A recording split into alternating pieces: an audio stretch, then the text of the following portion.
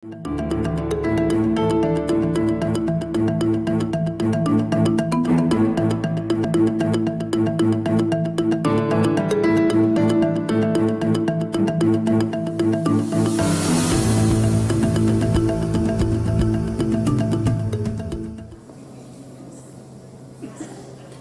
Satuan Tugas Nusantara Irjen Pol Gatot Edi Pramono di Mabes Polri, Jakarta, Senin siang, mengungkapkan dari 45 berita yang tersebar, hanya 3 berita yang benar-benar terjadi. Penyerangan terhadap ulama yang benar terjadi, yaitu penyerangan terhadap Kiai Haji Umar Basri, pengasuh Pondok Pesantren Al-Hidayah Cicalengka, Jawa Barat, dan penyerangan terhadap Ustadz Prawoto di Bandung, Jawa Barat. Dari 45 peristiwa, tim Satgas Nusantara telah memasukkan ke dalam 4 kategori. Pertama, peristiwa yang memang benar terjadi. Kedua, peristiwa yang direkayasa tetapi diviralkan seolah-olah terjadi. Ketiga, peristiwa yang merupakan tindak pidana umum tetapi diviralkan seolah-olah korbannya adalah ulama dan pelakunya adalah orang dalam gangguan jiwa atau ODGJ. Dan terakhir, peristiwa tidak terjadi sama sekali namun seolah-olah terjadi penyerangan terhadap ulama. Siapa dan bagaimana ini bisa terkoneksi? Nanti Pak Fadil yang akan menjelaskan. Tetapi saya ingin menjelaskan dari semua yang saya sampaikan itu, ya, kita ingin mengatakan bahwa apa yang dilakukan oleh kelompok ini motifnya adalah motif politik. Kenapa kita bisa mengatakan demikian? Dengan menyebarkan isu hoax ini, mereka berharap dapat mendegradasi pemerintahan yang sah melalui pemerintahan tersebut, karena akan muncul suatu keresahan-keresahan dalam masyarakat. Berdasarkan data yang diperoleh tim Satgas Nusantara Mabes Polri, motif penyebaran berita palsu atau hoax bermuara pada kepentingan politik. Langkah ini diduga sengaja dilakukan oleh sejumlah lawan politik Jokowi yang menghendaki masyarakat agar tidak percaya kepada pemerintah. Ahmad Muhajir, Hendra Riyadi, JAK TV. Halo saudara, selamat malam. Apa kabar Anda malam hari ini? Bersama saya Ratna Dumila. Anda saat ini sedang menyaksikan Saling Silang JAK TV. Saudara, viralnya postingan di media sosial yang berisi tentang ujaran kebencian, hoax, dan juga sara saat ini sangat marak terjadi belakangan. Dan yang mengemuka adalah bentuk berita penyerangan ulama yang beberapa waktu lalu sempat viral di media sosial. Dari 45 berita yang viral di media sosial, rupanya ketika polisi menyelidiki hanya 3 yang benar-benar terjadi. Namun yang sudah terjadi di media sosial, isu sudah terlanjur panas dan membuat ada potensi perpecahan yang terjadi di media sosial dan kemudian dikhawatirkan menjadi lebih besar lagi ketika ini kemudian menjadi konflik sosial yang lebih meluas. Saya kemudian menariknya dengan terjadinya peristiwa penangkapan beberapa orang tersangka yang terlibat di MCA atau Muslim Cyber Army yang diungkap oleh Polri beberapa waktu lalu. Apakah ada kaitannya? Kita akan membahasnya dengan 4 narasumber saya. Yang pertama adalah Pak Agus Tiar, Wakil Ketua Umum AKTA atau Advokat Cinta Tanah Air. Selamat malam Pak Agus Tiar. Selamat malam. Kemudian ada Pak Najamuddin Ramli, Wakasekjen MUI. Pak Najamuddin, selamat malam. Oke, selamat malam. Assalamualaikum warahmatullahi wabarakatuh. Waalaikumsalam warahmatullahi wabarakatuh. Kemudian ada Pak Kudri Sitompul, pakar hukum pidana UI. Selamat malam Pak Kudri. Selamat malam. Nanti akan ada satu narasumber lagi yang akan bergabung bersama kita di studio JAK TV adalah Kombes Pol Slamet Pribadi, Kabak Mitra Humas Polri yang saat ini tengah dalam perjalanan. Saya pertama ke Pak Najamuddin Ramli. Pak, kalau terkait dengan adanya maraknya berita tentang MCA ini atau MCA Muslim Cyber Army, ada kata Muslim di sana, berarti ini memiliki kedekatan dengan umat Islam. Kemudian akun ini dari hasil pengungkapan Polri menyebarkan berita-berita yang ada kaitannya juga dengan upaya-upaya untuk mendiskreditkan Islam. Pada saat itu ada upaya bahwa penyerangan ulama dari 45 berita yang menyebar rupanya hanya ada 3 yang betul-betul terjadi. Kalau MUI melihatnya seperti apa fenomena ini? Ya, pertama-tama kami menyampaikan kepada masyarakat, Majelis Ulama Indonesia telah menerbitkan fatwa nomor 24 tahun 2017 tentang hukum dan pedoman bermuamalah melalui media sosial. Jadi Majelis Ulama Indonesia jauh-jauh hari sudah memberikan panduan terhadap seluruh umat dan bangsa Indonesia bagaimana hukum dan pedomannya di dalam bermuamalah melalui media sosial ini. Saya juga berTwitter dan Muslim Cyber Army masih ada di situ. Dan sekian pengikutnya itu justru menyebarkan soal-soal yang baik. Ada yang menyebarkan ayat-ayat Al-Quran, hadis-hadis, tausiah, renungan.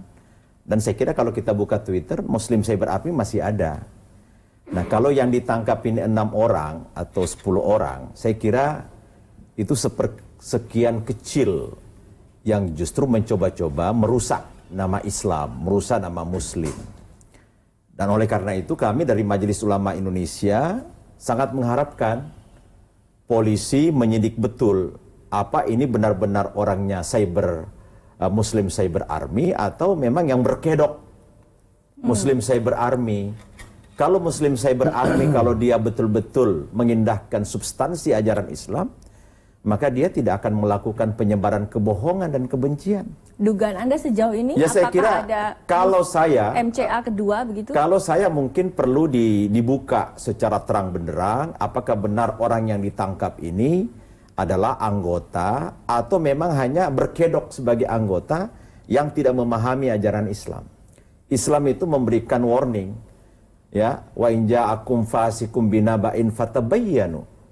Jadi kalau ada berita yang Anda dengarkan, yang Anda dapatkan, itu harus diklarifikasi, ditabayuni, ya, supaya engkau tidak akan bisa memberikan punishment, sanksi atau kerusakan kepada golongan yang belum tentu dia lakukan hal itu. Yang kedua lagi, siapapun yang menyebarkan ya aib seseorang, padahal belum tentu kebenarannya, walaupun itu benar, tidak boleh. Itu sama seperti memakan bangkai saudaranya sendiri.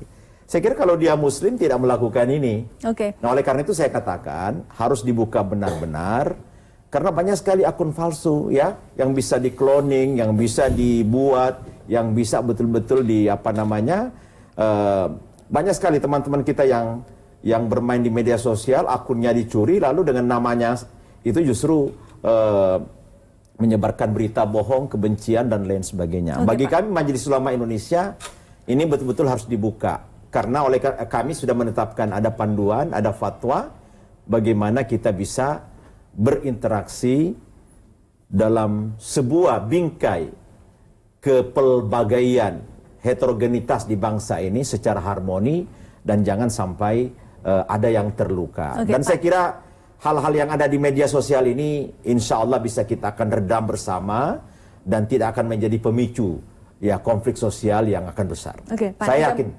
Pak, kalau berbicara mungkin dari tataran teori dan arahan-arahan mungkin akan mudah, tapi ketika kemudian di sosial media yang disinggung itu adalah politik identitas yang sangat personal, misalnya agama. Kemudian ini didesain dengan adanya serangkaian upaya penyerangan pemuka agama, dibumbui sedemikian rupa, pastikan ada potensi bahwa masyarakat awam yang membacanya kemudian merasa ada ancaman terhadap agamanya. Nah, disitulah kita minta aparat keamanan harus cepat melakukan penanganan awal. Kan katakanlah dari 45 3 yang benar. Lalu 3 yang benar itu tidak penting. Kiai yang sudah terbunuh, yang sudah terluka itu kan menjadi milik umat Islam yang sangat berharga. Kalau ada dibumbu-bumbui, itulah. Ada kan cybercrime dari Mabes Polri yang bisa mendeteksi. Dan dari hasil itu kemarin tertangkap yang menyebarkan kebencian kepada Presiden Joko Widodo dan Gubernur Sulawesi Selatan di daerah Sulawesi Selatan. Saya kira harus begitu.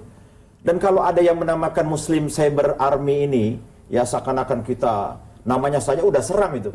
Ya, ada kata-kata Muslim untuk perang, cyber, tempur gitu, dalam cyber gitu, cyber connection.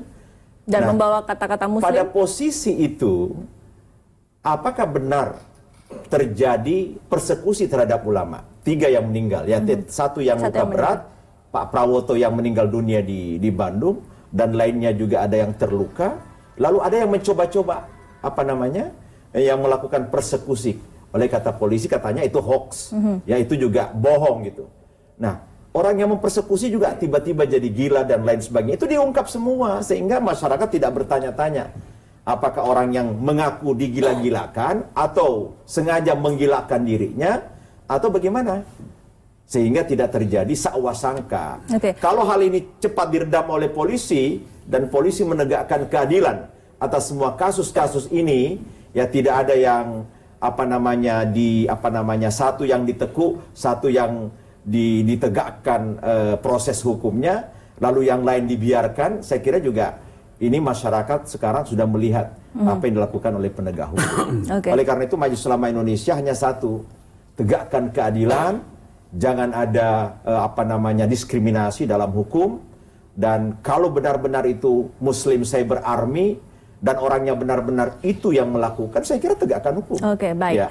Banyak yang mengatakan bahwa di balik adanya operasi Muslim Cyber Army yang kemudian diungkap oleh kepolisian beberapa waktu yang lalu, ada kepentingan politik di dalamnya. Mengingat saat ini adalah tahun 2018, 2019, tahun politik, ada pihak-pihak yang memanfaatkan dan mencoba-coba mencari keuntungan di balik MCA ini. Betulkah demikian? Tetap bersama kami, kita akan kembali saat lagi, Pak. Iya.